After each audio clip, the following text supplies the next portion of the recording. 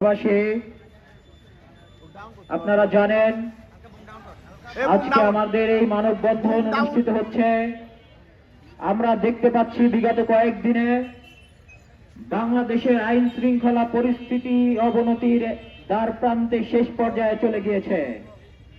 আমরা দেখতে পাচ্ছি ধর্ষণ, সন্ত্রাসী কার্যক্রম, ছিনতাই, হত্যাকাণ্ড ইত্যাদির দ্বারা বাংলাদেশকে একটা অস্থিতিশীল পরিবেশের মধ্যে ফেলে দেওয়া হয়েছে।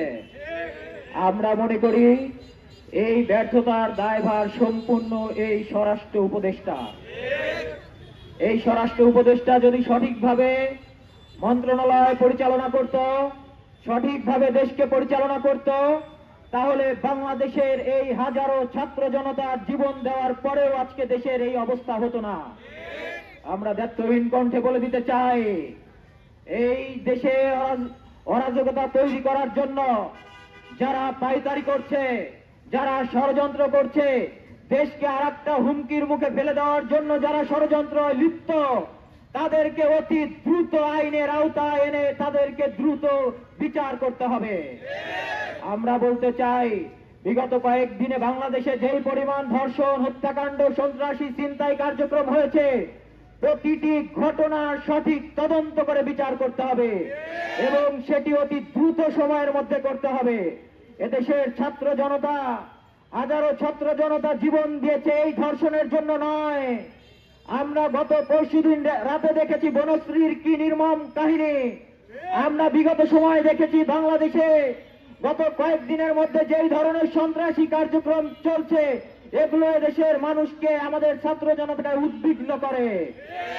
আমরা ছাত্র জনতা জীবন দিয়েছি এই দেশের মানুষের জীবনের নিরাপত্তাহীনতার জন্য নয়।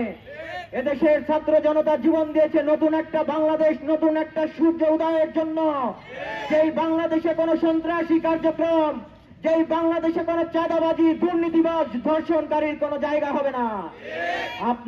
আপনারা অতি দ্রুত সেই সোনার বাংলাদেশকে আপনারা রূপান্তরিত করবেন। আর যদি সেই স্বপ্নের সোনার বাংলাদেশ আপনারা তৈরি করতে না পারেন, আপনারা গদি ছেড়ে দিন।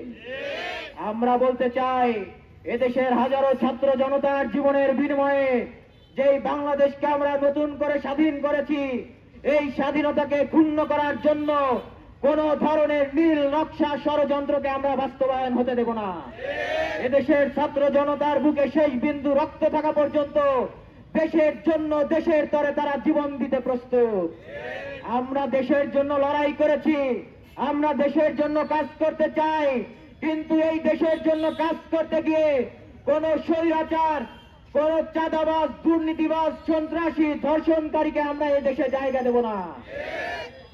আমরা আপনাদেরকে বলে দিতে চাই, এই সোনার বাংলাকে আমরা দেখেছি বিগত সময়ে সবাই শুধু বাংলাদেশকে নিয়ে, বাংলাদেশের মানুষের আবেগ নিয়ে খেলা করেছে। নির্বাচনের পূর্বে দেশের মানুষকে সুন্দর সুন্দর কথা দিয়ে আশা দেখায়, তাদেরকে প্রতিবারই আশা দেখিয়ে নির্বাচনের পরে দেশের মানুষকে আশাহত করে। আমরা সেই বাংলাদেশ দেখতে চাই না। আমরা এমন একটি বাংলাদেশ দেখতে চাই যেই বাংলাদেশে ধনী গরিব, রিক্সা চালক, শ্রমিক, মজুরের মধ্যে কোনো পার্থক্য, কোনো বৈষম্য থাকবে না। দেশের প্রতিটা মানুষ নির্দ্বিধায় চলাচল করতে পারবে, নিশ্চিন্তায় নিঃসংকোচে তারা চলাচল করতে পারবে। আমাদের মা বোনরা নিশ্চিন্তায় তারা রাস্তায় চলাফেরা করবে, তাদের ভেতরে ধর্ষণ বা তাদের ভেতরে নিরাপত্তাহীনতার কোনো চিন্তা থাকবে না। আমরা এমন একটি সোনার বাংলাদেশ দেখতে চাই, এমন একটি সোনার বাংলাদেশ আমরা তৈরি করতে চাই। আপনারা আমাদেরকে সহযোগিতা করবেন। সম্মানিত উপস্থিতি, আমরা একটি সোনার বাংলা তৈরি করব, আমরা একটি স্বপ্নের বাংলাদেশ তৈরি করব। সেই সোনার বাংলাদেশ, স্বপ্নের বাংলাদেশ তৈরি করার প্রেক্ষিতে দেশের দল মত নির্বিশেষে ঐক্যবদ্ধভাবে দেশের ছাত্র জনতাকে সহযোগিতা করবেন। আমরা সেই আশাবাদ রাখি, আপনাদের কাছে সেই উদাত্ত আহ্বান রাখি। আজকের প্রোগ্রামে যারা অংশগ্রহণ করেছেন সবাইকে বৈষম্য বিরোধী ছাত্র আন্দোলন পাবনা জেলার পক্ষ থেকে আন্তরিক ধন্যবাদ জানাচ্ছি। যে প্রশাসন বা সাংবাদিক ভাইয়েরা উপস্থিত হয়েছেন তাদেরকেও আন্তরিক ধন্যবাদ জানাচ্ছি। এই ধন্যবাদ জানিয়ে আমাদের আজকের কর্মসূচি এখানেই শেষ করছি। আসসালাম।